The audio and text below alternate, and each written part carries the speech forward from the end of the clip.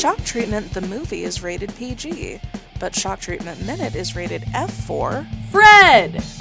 We're going to spend this time discussing the movie in gory detail, and along the way we'll talk about adult content and use adult language. Consider yourselves warned.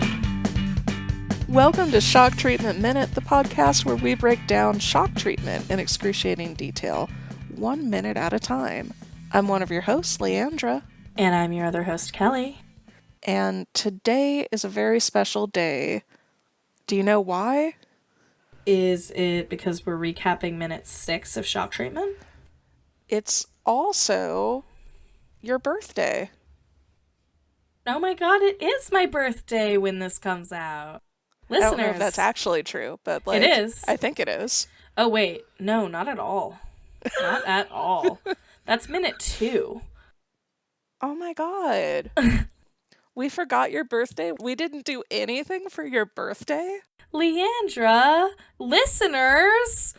Well, no. I hope you guys at least remembered to get me a 5-star review on Apple Podcasts. You can just put in the review, "Happy birthday, Kelly." So I sold my 5-star review to get your 5-star review. Oh no, I sold my Apple Podcasts account to buy you this review. I don't know. We'll workshop the... It's the love that we have. That's what we have for each other. It's true. Yeah. So, what happens in minute 6? Yeah. Real quick. That story has always bothered me since I was a kid because, like, I know hair takes a long time to grow. Not comparable to an heirloom watch. No, it is not. At all. You tell that dude to get his watch back. Yeah, especially since I'm trying to remember what he got for the watch. It was like combs. Hair ribbons. Oh, it was like combs. Hair combs, yeah. Nobody uses combs. Even I mean, at the time.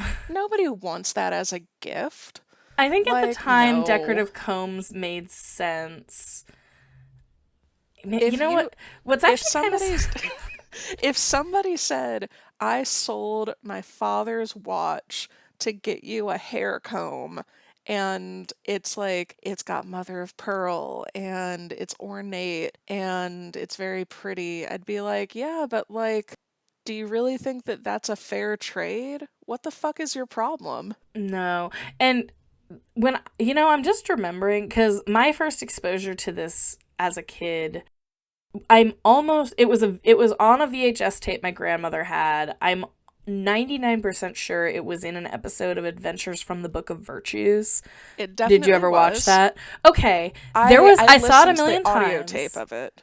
I saw it a million times, and I still cannot believe that now that I'm thinking about it, this line is in there. But she says, after she gets her haircut, she says, "I look like a Coney Island call girl," which meant nothing to me as a child. I'm sure I haven't read the original story, but I'm sure it's in the story. But a weird line to include in a children's religious cartoon show for PBS. Thoughts?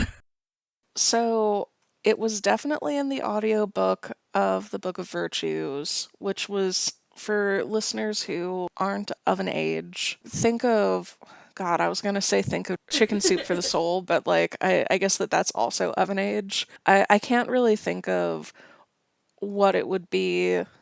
What it was like an anthology show that would show little vignettes. Every episode was themed around like a character trait that you would want to teach kids, like trustworthiness or humility, and then it would be like little animated shorts depicting famous fables and stories around that. It might be like Aesop's fables, King Midas was in one of, things like that. Yeah, and before that it was a book that was much beloved, and my favorite story from that was the one where the guy was out hunting with his favorite falcon, and the falcon, hearing it made me cry. I never saw the show, but the falcon keeps knocking the water out of the owner's hand, and the owner finally kills his fucking bird, and it's because the bird was trying to save him from drinking tainted water from like a Yeah. dying snake in the stream. Yeah, all of this doesn't happen in minute 6 of shock treatment, but it's very heavily It's in implied. shock treatment, I think. Oh, shit. It really is. That's the bird. Oh my god. That Yeah. is the bird, It's and it doesn't so. belong to either of us. No, it belongs Probably. to that guy. Are we to believe that Betty Hapshat is that hunter? Well, we'll get to that when we get to it. But Yeah. So what but happens in minute 6 though? The lead up to. minute 6 of Adventures from the Book of Virtues, or Well, I think that we'll save that for Book of Virtues minute. it's fair. But I guess for this, yeah, let's go ahead and go with minute 6 of shock treatment. Okay. So the lyrics continue as we pan up the audience into an aerial shot. The lyrics we hear are "Heart is, you're okay. Denton, Denton, I'd just like to mention you're the home of youth. You're America's truth. You're Denton, Denton, USA." Then it's back to Emily. She says, "This is the Mecca of America." You know, I just said that we couldn't hear her Australian accent, but oops. Um, and Teehee. then over to Harry. He says, "The Bethlehem of the West." Then back to her, "This is the birthplace of the virtuous." And then back to him. He says, "The home of," and then he snips his hedge trimmers and goes, "happiness." Or actually, are those hedge trimmers or pruning shears? Well, anyway. Then he winks. And then it goes to Macy, who we can now see that the window, the shop window N, is labeled Downtown Modes, Paris to Denton, which is very funny. The idea that there would be such a fashionable Paris shop in Denton. She's kind of Vanna White indicating it with her hands, this decal, while she says, "Leisure-wise, I'm sure you will adapt." And then it goes to Ralph, who is on 2 phones, one on each ear, and he says, "Enjoy your stay. Have a happy holiday." And then we get an extreme close-up of the cheerleaders. By the way, quick correction. I said that I couldn't see what made the tea so shiny in the past. I said it might be Mylar or something. In the extreme close-up, I saw it is those acrylic discs that they made, like, curtains and things out of in, like, the 70s and 80s. So it's acrylic discs that are giving it that shiny look. Anyway, their heads are going side to side, you know, left and right, while they go, "And we'll all put Denton, Denton on the map." And then we get a pom-pom wipe, like pom-poms just fill the screen, back to the aerial of the audience, and they say, "Denton, Denton, you've got no pretension, you're where the heart is, you're okay." Sorry, I'll try to stop singing, guys. I'm getting over a cold. Another pom-pom wipe back to the DEN, and we're gonna see all of those actors, and they're gonna do like a signature move or pose. So when we see the DEN, Emily kind of points to the left, Harry snips his shears again, and Vance takes off his hat. And then it goes to the TON, and the cheerleaders jump straight up, like arms up. Ralph kind of slams both phones down, and Macy steps forward and pops her foot really big again. Back to the audience, we get a close-up of the John Candy guy, and we hear them say, "Denton, Denton, I'd just like to mention," again. And that's the end of the minute. This is such a fun minute. Yeah. Like, truly, truly. Yeah. This is a great song to start us off. Yeah, it's great. Yeah. And we're not done with it yet, but It's true. I do really like it, and the energy is so high right from the beginning. It's a great way to start a show. Now, It really is. couple of things. So there's an audience member. He is Oh. sitting. Oh, I wonder if it's the same audience member that I have a note about. You go first. does the audience member you're going to talk about look like an escaped Igor or some type of ape that has been living in a cave? Because that is how I would describe this person who is, they're sitting in the, and I genuinely can't tell if it's a man or a woman, front row, audience is far right, so like right in front of Janet, basically. And they've got like huge overgrown hair, like desert Yeah, island hair. Okay. they look like fucking Booger from Animal House. Is that who I'm thinking of? Like, they just look fucking nuts, Yeah. though. Yeah, and the movements are so deranged. I mean, really kind of crazed. So, this is the person that should have been picked for the mental hygiene treatments if It there is. wasn't a nefarious plot. It's funny you should say that. My note is that they're fucking nuts, which honestly makes sense because if super fans could get tickets to their favorite show, they'd probably want to be in the front row. And if they know that there's a lot of audience interaction, being next to the steps would make the most sense. Mm-hmm. And then it dawned on me that these are the Oscars of the audience. The super fans who are like, pick me, pick me, pick me, pick me. Yeah, this is gonna minorly spoil some things that are going to happen, but imagine you're Brad and you're sitting behind that person, watching them just kind of gesture wildly like a bag lady or something, and then you get singled out from the audience and told that you need to be put into an inpatient TV show hospital thing because you're crazy. And you're like, I'm the one they picked? And I was thinking of this from Janet's perspective. Like, Janet's there just singing along, having a good time, and really trying to blend in. And I don't blame this universe's Janet for being just like at her fucking wits' end and irritated by this iteration of Brad for being just such a stick in the mud. Like, you're going to this place and everybody else is having a good time and you're just sitting there going like, I don't know what to do. And you're like, okay, well, do what everybody else is doing. Like, I shouldn't have to explain this to you. Oh my god. Very true. I also wanted to shout out a guy who is sitting behind Janet, who is in like, he's like an older guy in a yellow bucket hat, and he's kind of like air drumming or something, but very carefully. Like, you can tell he's concentrating really hard on it. It's really cute. I love that. Yeah. So I love that Emily Weiss and Harry both mispronounce words in kind of goofy ways, like Mecker of America, and then instead of Bethlehem, it's Bethlehem. Yeah. And if we're talking about Harry and Emily being kind of not staples to the cast, and this is their like super special guest stars for the week sort of thing.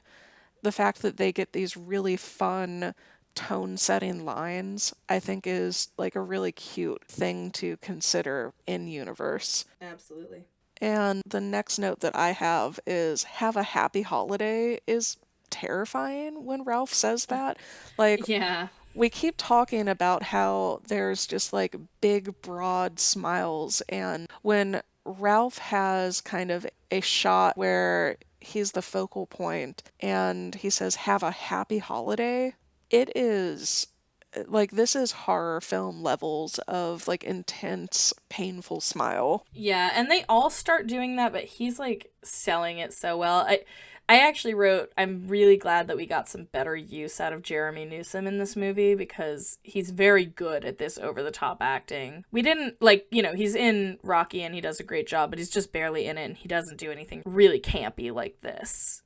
Agreed. It's very fun. And also, it made me think I would have loved a Rocky prequel, which we've talked about before, but I would want it mostly to focus on the gang at the castle, but I would like to see some Ralph and Brad stuff. Yeah. Like, even if it was just a couple of scenes of everybody struggling in Dr. Scott's refresher course, just something. Yeah. Weird, like, homoerotic stuff between him and Brad. I think that there's potential there. I So think if anyone so. wants to go back in time, make that movie. Don't make Revenge of the Old Queen, please. Just Please make don't. my movie. All right. One thing about Manning Redwood I wanted to say. First of all, he is trying. This is not in his range, I would say, for singing. Agreed. But it's charming, though. It is. That's what I'm saying. It's really charming. And then, well, so I will say I'm far from the first person to say this. He looks quite a bit like Reagan. And given the year it came out and some other things that are going to happen with him, Yes. I feel it was probably intentional casting and styling. However, you know who I realized while doing research for this? You know who I realized he also reminds me of? Who? Fred Willard. Fred Willard. Yes. From... He's an actor. He was in a lot of stuff. He passed away, sadly, a few years ago. But did you ever see Best in Show? Yes. He was Yes! the annoying announcer at Best in Yeah. Show. Yeah. Okay. I'm there with you. Yeah. Do you Agreed. agree? He totally I do. reminds me of Fred Willard. 100%. 100%.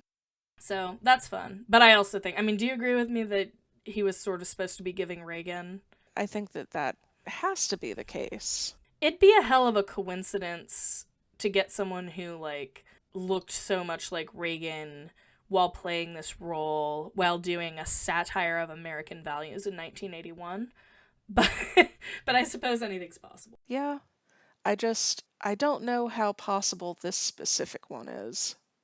So Like you don't agree with me? No, I agree with you. I just don't think that it would happen organically otherwise, you know? Oh, That's yes, what I'm sorry. saying. Wait, yeah. I'm back there with you. Woohoo! Yeah. Welcome to the back.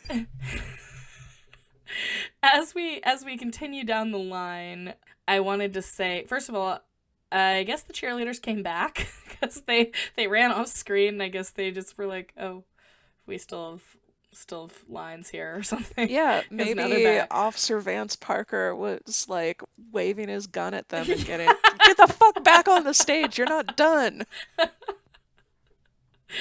Yeah. I love the idea that he's like menacing them with a gun off screen. God, truly all cops. It's so true. If you watch closely, you will see Sunita give up halfway through lip syncing their line. She does not say the word map at all. Her mouth stops moving. So Their line, and we'll all put Denton on the map, and when they shake their head so vigorously, it's such a toddler thing to do. yes, it is. I really think that their like toddlers and tiaras type thing is intentional, and it's so good and so effective. It really is. I need to say something. Is it a painful truth?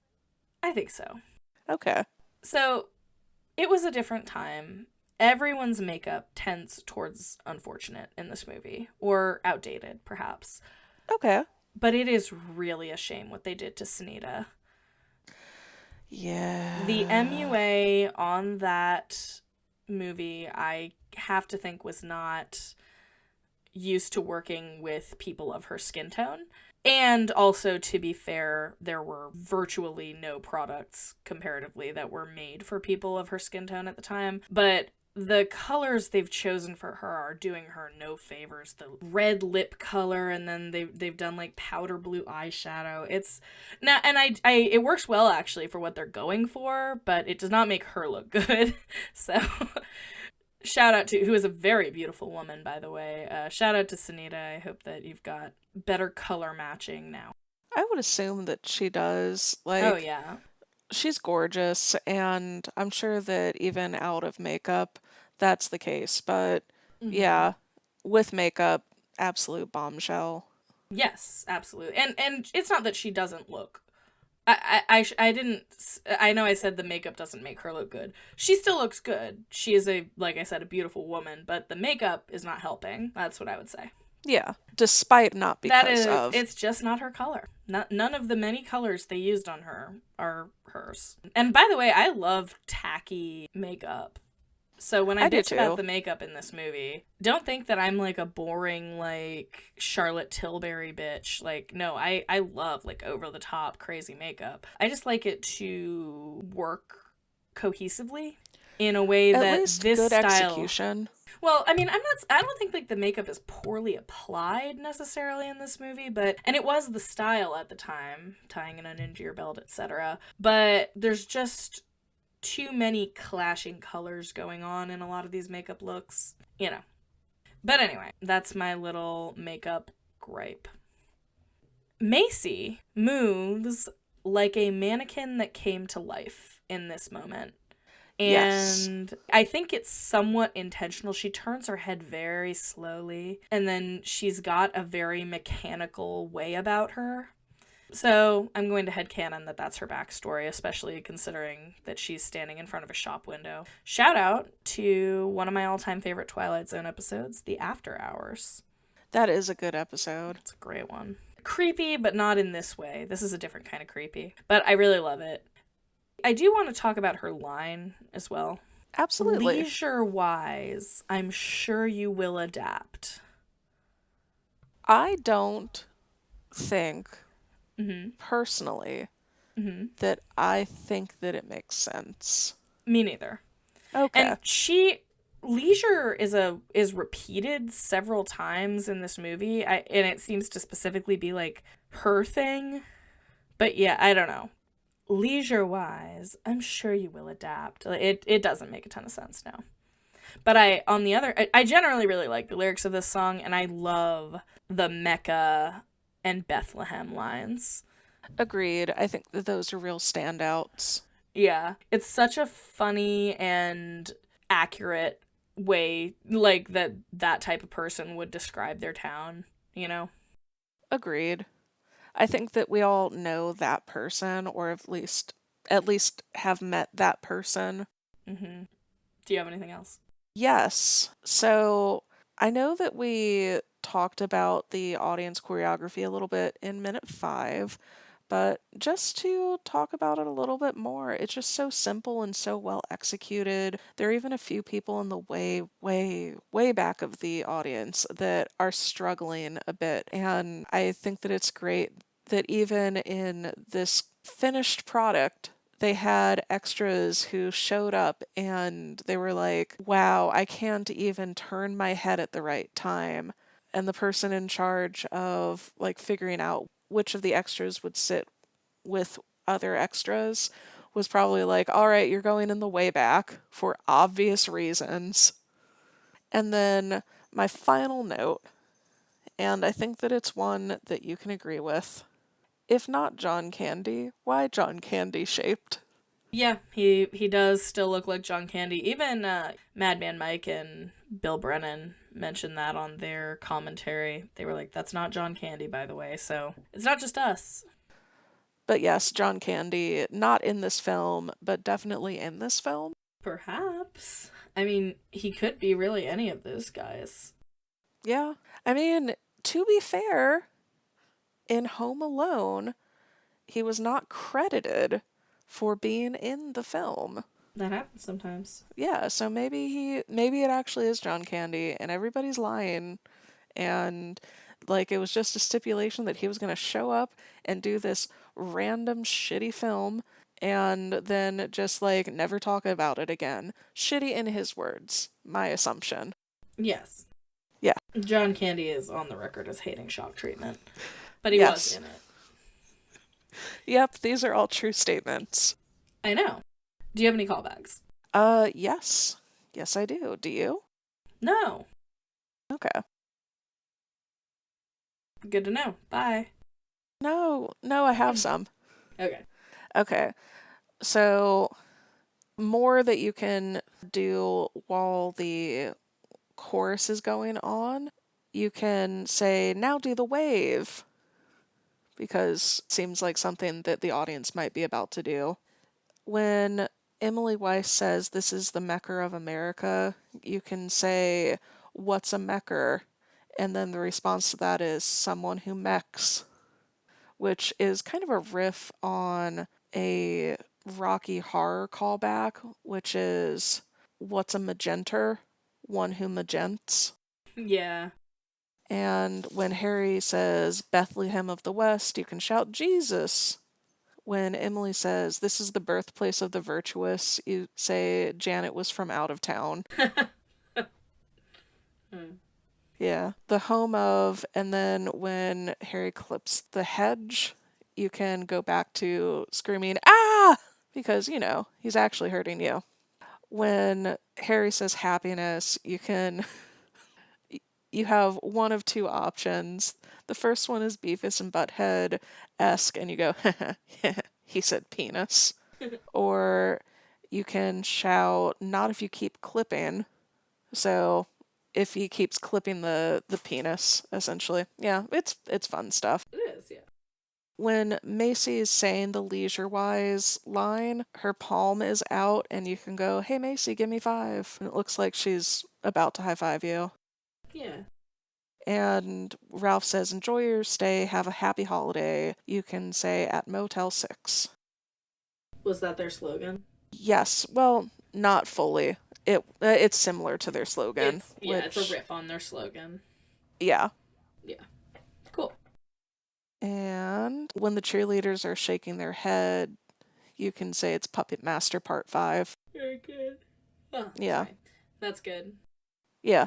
And yeah, just the final bit with this is just telling the audience where, like, to lean when the audience leans.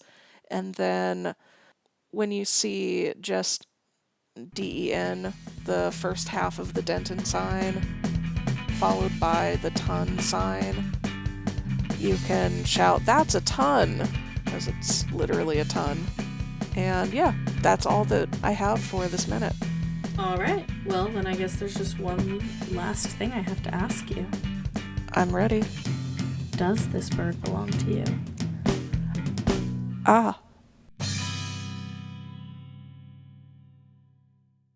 And then she was standing behind this, like, podium thing, and I was like, are you about to, like, deal blackjack? She was living her truth. Looking like a dork. Mr. Kelly's dad. I haven't met you, which is shocking given the fact that I have been inside your daughter. I thought you were gonna be, like, asking him for my hand. No. No, I know where your hand is. Yeah, I was about to say, you don't want my hand. You know where it's been. Penis.